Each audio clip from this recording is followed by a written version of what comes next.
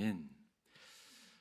부활 새로운 창조라는 제목으로 말씀 함께 나누겠습니다. 오늘은 주님께서 죽음을 이기시고 사흘 만에 부활하심을 기뻐하는 부활주일입니다. 그런데 이 말 자체는 우리가 이해하기 좋은 표현이긴 하지만 하나님께 대한 설명으로는 합당치 않습니다. 무한하시고 전능하신 하나님, 그 하나님께로부터 창조되고 피조된 것들의 유한성과 죽음이 배어져 있습니다. 그러니까 하나님은 전능하고 무한하신 창조주이시기 때문에 죽음의 지배를 받으실 수 없는 분이죠. 그러니까 죽음에 패배하였다가 죽음을 이겼다는 표현은 우리 입장에서 이해하기 좋은 표현이지 하나님께는 합당한 표현이 아니다라고 말할 수가 있겠습니다. 주님은 애초에 죽음의 지배를 받으실 수 없는 분이시고 또 그래서 죽음 가운데 이기시고 부활하셔서 승리하셨습니다. 주님의 부활은 두 가지 측면으로 좀 나누어 볼 수 있습니다. 주님께서 부활하신 직후에 하늘로 샥 하고 올라가신 것이 아니라 40일간의 시간을 이 땅에서 보내셨습니다. 이 땅에 사람으로 지내시면서 이 땅에 제자들과 만나시고 또 상심하고 낙심한 제자들 가운데 가셔서 다시금 그 마음을 일으키시는 일을 40일간 하시다가 승천하셨습니다. 그리고 부활하신 주님께서 승천하신 이후에는 하나님 보좌 우편에 앉으셔서 또 그 나머지 일들을 감당하고 계십니다. 그러니까 주님의 부활은 이 땅에서의 부활의 측면과 저 하나님 나라에서 부활의 측면 두 가지 측면으로 나눌 수 있다는 거죠. 40일 동안 부활의 몸으로 예수님은 제자들 사이에 오셔서 자신의 구멍난 허리춤을 보여주시고 또 이 도마가 그 창자국에 손가락을 넣어보도록 허용해 주기도 하셨고, 죄를 짓고 낙심하여 갈릴리로 돌아간 베드로를 비롯한 어부들을 찾아가셔서 밤새 헛구물질을 한 제자들에게 조반을 차려주시고 네가 나를 정말 사랑하느냐 3번 물으시면서 3번 부인한 이 죄악의 가정을 치유해 주시는 일도 하셨습니다. 그러므로 이 땅에서 부활의 삶을 충분히 누릴 수 있음을 예수님께서 이미 우리에게 보여주셨다는 것을 의미합니다.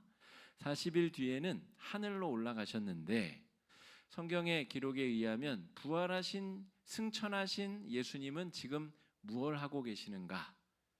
하나님 보좌 우편에 앉으셔서 하나님의 구원의 역사를 지속적으로 이루어가고 계신다라고 성경은 기록하고 있습니다. 삼위일체 하나님, 성부, 성자, 성령이 한 몸이시죠. 성자께서 인간으로 이 땅에 오셨을 때도 성부와 성령께서 함께 그 일을 하셨고, 지금은 성령의 시대인데 성령께서 저와 여러분 우리 마음속에, 저와 여러분 우리 사이에 일하고 역사하실 때도 성부와 성자께서 성령과 더불어 함께 일하고 계시다는 겁니다. 그러니까 지금 예수님은 하늘로 승천하셔서 성부 옆에 오른쪽 보좌에 앉으셔서 구원자의 역할을 지속적으로 계속해서 이루고 계시다라고 하는 겁니다. 주님의 부활과 새로운 세상이 열렸음을 표현하는 표현이 새하늘과 새 땅이라는 표현입니다. 그런데 이 새하늘과 새 땅이라는 표현이 성경에 총 4번 등장을 하는데 구약 성경에 2차례, 신약 성경에 2차례 등장합니다. 신약 성경에 등장하는 새하늘과 새 땅이라는 표현을 먼저 살펴보겠습니다. 그것을 살피고 나야 구약 성경에서 말하는 새하늘과 새 땅이라는 의미를 더 대비돼서 우리가 파악할 수 있습니다. 먼저 베드로 후서 3장 12절 13절 말씀 함께 읽어보겠습니다. 시작. 하나님의 날에 임하기를 그날에 하늘이 불에 타서 풀어지고 물질이 뜨거운 불에 녹아지려니와 우리는 그의 약속대로 의가 있는 곳인 새 하늘과 새 땅을 바라보도다. 이번 주 수요일 말고 그 다음 주가 베드로후서 2장 3장 살필 텐데 그때 더 자세히 공부하겠지만, 베드로의 신학적인 의식은 나그네 의식입니다. 이 땅은 잠시 스쳐 지나가는 나그네와 같고, 저 본향 하나님 나라에서 우리가 영화의 몸으로 부활하게 될 것이라는 소망 의식이 있어요. 그러니까 신약에서 말하는 새 하늘과 새 땅은 주님이 재림하신 이후에 우리가 저 하나님 나라에서 부활의 몸으로 영화의 몸으로 다시 변화된 이후를 나타내는 게 신약에서의 새 하늘과 새 땅입니다. 계시록 21장 1절도 읽어보겠습니다. 시작. 또 내가 새 하늘과 새 땅을 보니 처음 하늘과 처음 땅이 없어졌고 바다도 다시 있지 않더라. 신약에서의 새 하늘과 새 땅은 주님 오신 이후에 저 천국에서 경험하게 될 부활의 몸, 부활의 땅을 상징하는 것을 우리가 기록을 통해서 분명히 살폈습니다.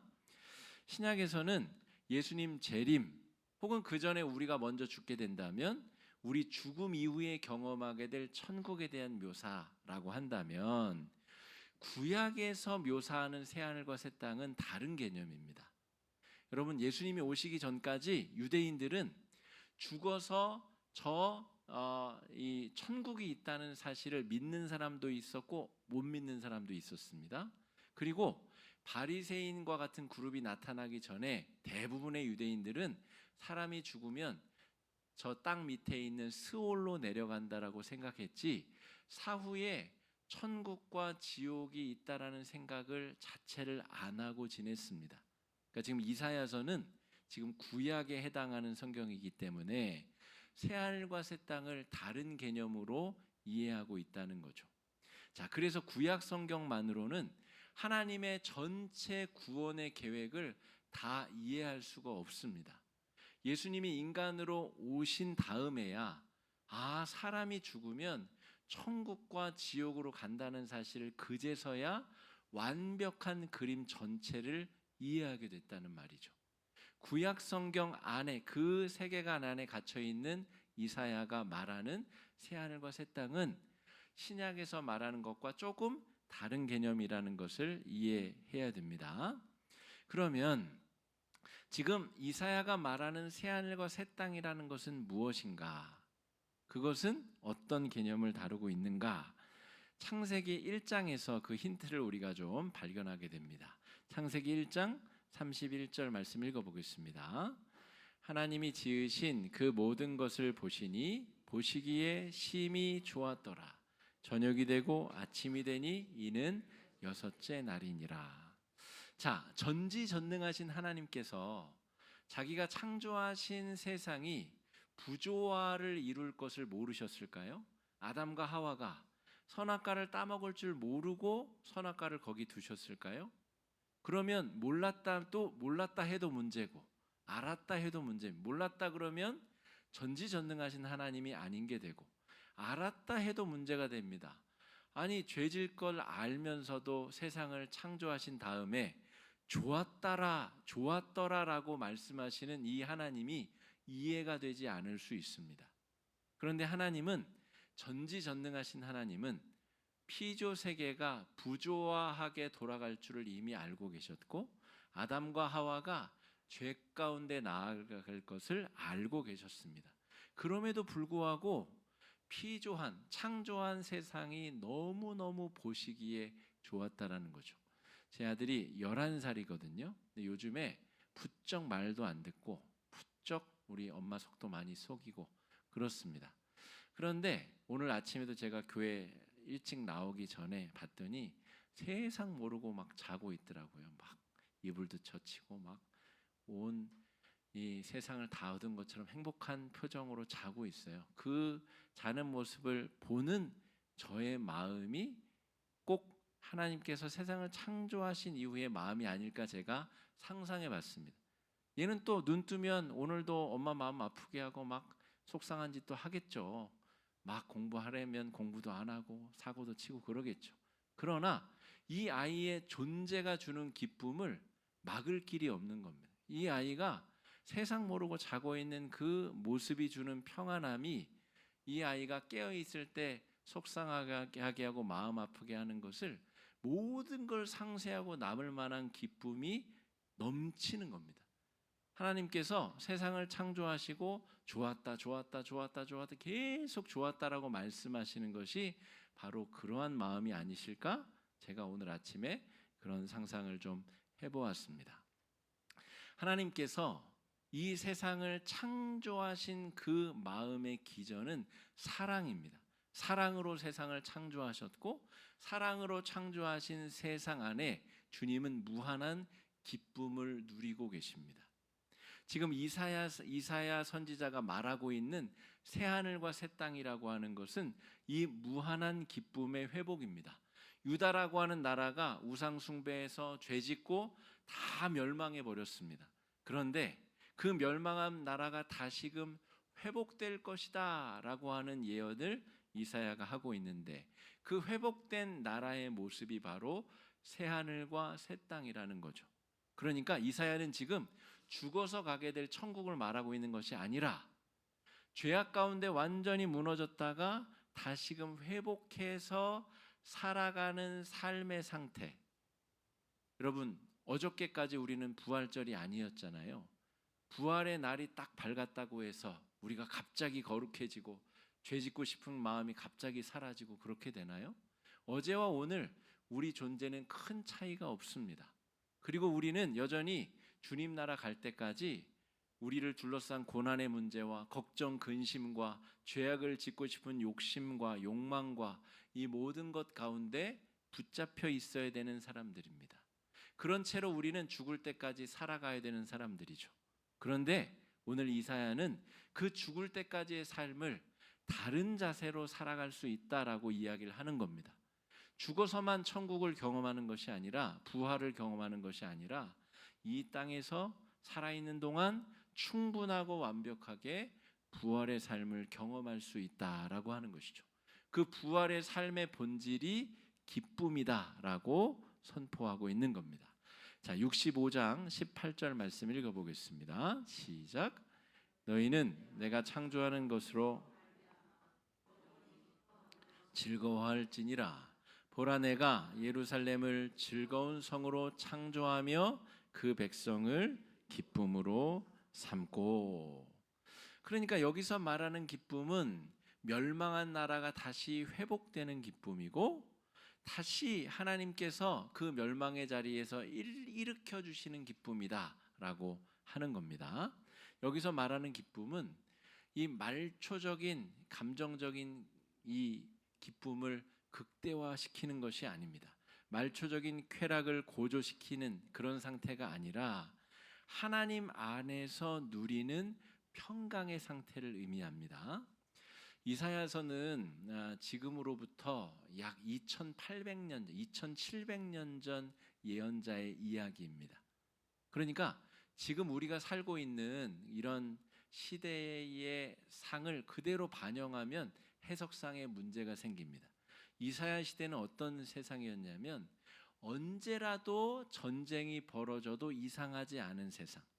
옆에 있는 바벨론, 아수르가 언제든 으르렁대며 침공에 들어와서 한번 멸망하게 되면 존재가 그냥 끝나는 겁니다. 너와 나 우리 모두가 다 노예로 잡혀가게 되고 땅이며 토지며 모든 것을 다 빼앗기는 노예 상태가 되는 겁니다. 그런 전쟁의 공포와 두려움이 사라져버린 것이 이사야가 말하고 있는 새하늘과 새 땅이라는 거죠. 여러분, 저는 우리나라 국민으로 살아가는 것이 몹시 자랑스러운 사람 중에 하나입니다. 저는 어느 나라에 가서 돈을 많이 주고 살라고 해도 별로 기쁠 것 같지가 않아요. 우리나라가 외국에서 볼 때는 휴전 중인 나라이고 언제든 전쟁이 다시 벌어질 수 있는 나라라고는 하지만 그 좋은 살기 좋다는 미국은 어느 누가 총을 꺼내서 나에게 총뿌리를 겨눌지 늘 불안한 상태로 살아가야 되는 사람들 아닙니까? 우리나라를 제외하고 몇 나라 이외에는 이 총기 소지가 이 불법인 나라가 거의 없습니다. 그러니까 언제든 죽음의 공포와 위협을 직면할 수 있는 상태로 살아가는 것. 이게 당시의 이사야 시대의 사람들이 갖고 있는 불안이었습니다.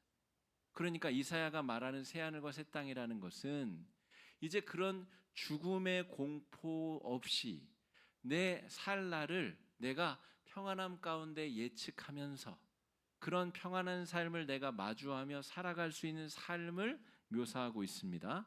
주보를 보시고 19절 말씀 읽어보실까요? 19절입니다. 시작. 내가 예루살렘을 즐거워하며 나의 백성을 기뻐하리니 우는 소리와 부르짖는 소리가 그 가운데서 다시는 들리지 아니할 것이며 죽음의 공포가 없는 언제 전쟁이 날지 두려워하지 아니하는 세상을 살고 싶다는 겁니다. 그런 세상이 우리에게 펼쳐지기를 소망한다는 이야기를 담고 있는 거죠. 20절 말씀 자막이 없는데요. 주보를 보시고 읽어보겠습니다. 거기는 날수가 많지 못하여 죽는 어린이와 수완이 차지 못한 노인이 다시는 없을 것이라. 곧 100세에 죽는 자를 젊은이라 하겠고 100세가 못되어 죽는 자는 저주받은 자이리라.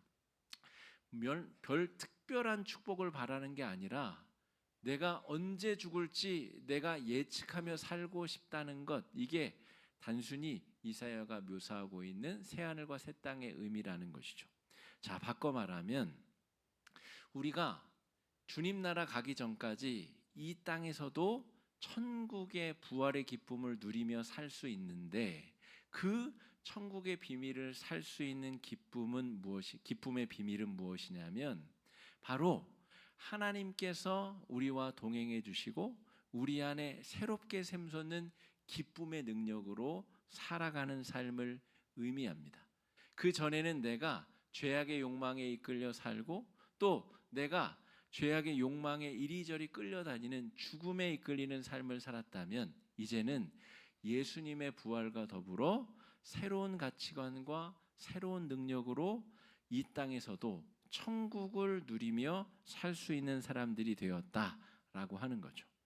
더 쉽게 비유하자면 이사야가 말하고 있는 이 새하늘과 새 땅은 타락하기 이전의 에덴 동산을 묘사하고 있습니다. 에덴 동산에서 이 아담과 하와가 첫 사람으로 창조받고 아담이 몇 살까지 산 줄 아세요? 930세까지 살았습니다. 가장 오래 산 무드셀라는 969세까지 살았고요. 자, 오늘 본문 20절에도 100세의 죽은 자를 젊은이라 하겠고 100세가 못되어 죽은 자는 저주를 받는 자라고 여김받는 세상. 그러니까 에덴 동산, 타락하기 이전의 에덴 동산이 바로 이사야서가 보고 있는 새하늘과 새 땅의 모습이다라고 말할 수가 있겠습니다. 에덴 동산에서의 삶을 다시 한번 생각해 봅시다. 아담과 하와가 유한하고 부족한 존재로 창조함을 받았으나 전능하시고 무한하신 하나님과의 관계 안에서 안전함과 만족과 평안을 누리는 상태, 유한자이지만 무한자와 연결되어서 그 마음의 평강이 깨어지지 아니하는 상태가 바로 에덴 동산에서의 삶의 자세입니다. 제가 어저께 아침부터 우리 성도들과 함께 교회 이곳저곳을 쓸고 닦고 뭐 더러운 것도 치우고 무거운 것도 옮기고 그러다 보니까 밤이 됐어요. 주일 준비는 이제 그 전에 미리 해놨기 때문에. 그런데 이제 밤이 되도록 뭔가를 이제 막 했는데도 몸과 마음이 지치지 않는 겁니다. 그런 경험을 여러분 뭐 언제 해보셨는지 모르겠습니다만 저는 가장 가깝게 어저께 그런 경험을 하였습니다. 아침부터 정확히 따지면 새벽 5시 10분에 일어났기 때문에 그때부터 하루 종일 몸과 마음이 몹시 바쁘게 분주하게 돌아다녔는데 저녁 시간이 됐는데도 피곤하지 않은 겁니다. 그런 놀라운 경험 여러분 해본 적은 없으세요? 우리 아이를 출산하신 여성 성도님들은 몸이 뼈가 쪼개지고 으스러지는 산고의 고통을 겪은 이후에도 그 고통을 다 까먹을 정도로 그 아이가 출생한 기쁨이 압도하는 것처럼 여러분 우리가 유한한 존재로 부족한 존재로 창조함을 받았으나 그 유한함에 압도당하지 아니하는 기쁨이 오늘 이사야가 말하고 있는 새하늘과 새 땅에서의 기쁨이라는 겁니다. 물론 우리가 죽어서 저 천국에서 완벽한 구원과 완벽한 천국을 다시 한번 경험하겠으나 그때만 바라보고 그때까지 죽을 상을 하고 살아야 되겠습니까? 이 땅에서도 에덴 동산이 마치 복원된 것과 같은 기쁨과 충만한 부활을 누리며 살 수 있다는 것이 이사야 선지자의 외침이자 고백입니다. 여러분, 에덴 동산에서 결핍과 유한함을 가진 채 아담과 하와가 지냈습니다. 나는 왜 하나님처럼 전능하지 못할까? 나는 하나님처럼 왜 무언가를 창조해낼 수 없을까? 왜 하나님은 창조하는데 나는 창조물의 이름만 붙이고 있을까? 그런 열등감과 수치감 속에서 아마 지내다가 선악과를 따먹었겠죠. 그런데 여러분, 저와 여러분, 부활절을 통과하고 있는 저와 여러분 우리들도 똑같이 유한함과 결핍을 안고 있습니다. 오늘 우리 청소년 친구들 우리 예배에 참석했는데 박수받아 마땅한 친구들은 요즘에 시험 기간이래요.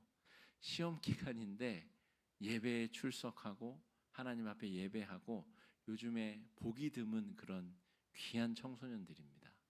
여러분, 시험이 똑같이 부활절인데도 시험도 봐야 되고 몸도 아프고 기도 제목은 널려 있고 여러 불편함과 어려운 상황이 우리를 둘러싸고 있지만 우리 마음속에 부활의 기쁨이 샘솟고 차오르는 것입니다. 그게 오늘 이사야가 말하고 있는 유한하고 연약하지만 부활의 기쁨으로 충만한 삶, 그게 이사야가 말하고 있는 새하늘과 새 땅의 개념입니다.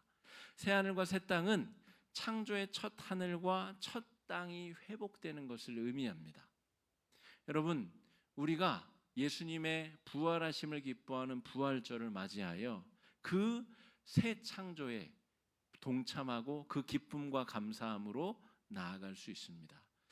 지금부터 우리 성령 강림절까지가 기쁨의 50일이라는 교회력 절기인데 여러분, 매일매일 우리가 예수와 함께 부활의 삶을 살고 있다라고 하는 기쁨과 감격으로 새로워지시길 바랍니다. 유한하고 부족하고 연약하지만 전능하신 하나님께서 언제든 내가 부르면 내 목소리를 들으시고 나의 간청하는 소리에 응답하신다라는 확신 가운데 순간순간을 지내신다면 그게 바로 새 창조가 열린 새 하늘과 새 땅이리라 믿습니다. 부활의 주님과 함께 이 땅에서 부활의 삶을 살아낼 수 있는 은혜의 한 주가 되시기를. 여전히 문제 가운데 있으시지만 여러분 마음속에서 부활의 기쁨이 샘솟고 창일한 부활의 기쁨으로 여러분의 삶이 충만한 은혜 가운데 지내시는 은혜의 한 주가 되시기를 주의 이름으로 축복합니다. 이 시간에 말씀 의지해서 함께 기도하시겠습니다. 기도하실 때에 주님, 우리의 삶이 비록 연약하고 부족할지라도 부활의 기쁨으로 가득 차게 하여 주시옵소서. 이 땅에서 우리가 에덴 동산을 경험하며 에덴 동산의 창조의 기쁨 가운데 지내게 하여 달라고 이 시간에 함께 기도하며 나아가겠습니다. 기도하겠습니다.